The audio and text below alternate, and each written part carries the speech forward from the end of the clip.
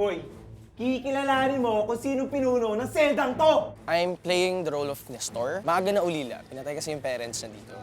Tapos nawalan siya ng direksyon sa buhay. Natuto lang siya kung ano man yung ino-offer ng kalye sa kanya kasi wala siyang tirahan. Tumapang siya, naging matigas yung puso niya dahil yun nga, mag-isa lang siya. Tapos siya yung tipong tao na mabait naman pero nagkataon lang na wala talaga mapagkukunan ng resources kaya napipilitang kumapit sa patalim. Yung una nga, hindi ko alam yung Buyonero Binasa ko siya sa script. Uy, totoo ba lang may ganito? Sa totoong buhay, parang totoo ba na ikaw maglilinis sa dumi ng ibang tao? Na, di ba? Kung ikaw nga sarili mong dumi, hindi mo mahawakan yung dumi pa ng ibang tao. Lalo na sa akin, kapag kung may own perspective, may own perception, parang, hala, hindi ko kaya to. Sa side ng mga roles na nagampanan ko, ito yung pinakamahirap na may panghuhugutan ka talaga. Yung binabasa mo pa lang yung script, paramdam mo na.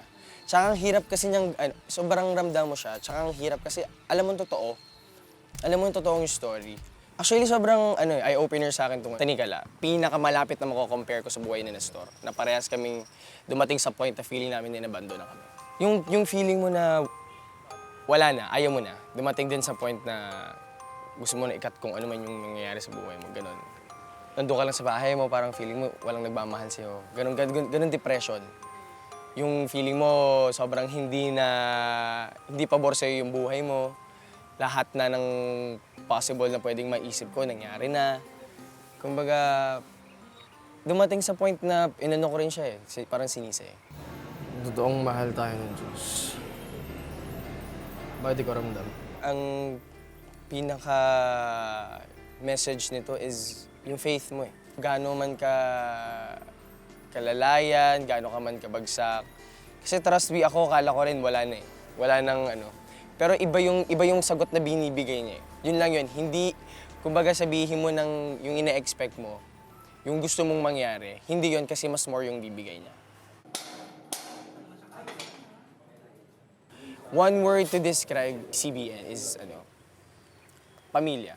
Yun yung pinaka gusto ko dito sa production sa CBN. Na pantay-pantay sa lahat ng tingin, kay Direk, kay Alice na PM. Tapos, kumbaga walang ako to. Kailangan ganito lang yung galaw mo, no? Pero lahat nagko-follow by the rules. Kumbaga lahat ng tao may respeto sa sarili. Lahat ng tao nirespeto nila yung isa't isa. Mga kapuso, inaanyayahan ko po kayong manood ng Buyonero. Holy Week special po ito sa GMA under CBN Asia. Itong story na to is para sa mga tao akala nilang wala na. Akala nila walang nakasuporta sa kanila. Akala nila wala ng hope. Akala nila walang faith. Akala niya wala siya. Trust me, itong episode na to, makakatulong to sa inyo. Abogado yung biniktima mo. Sigurado ka ba makakalaya ka rito?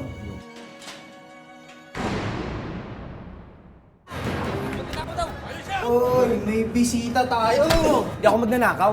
Magnanakaw sa labas, magnanakaw hanggang sa loob. Tapos wala nga akong ninanakaw, ang kulit naman Paano ko mananampalataya sa Diyos na hindi ko naman nakikita?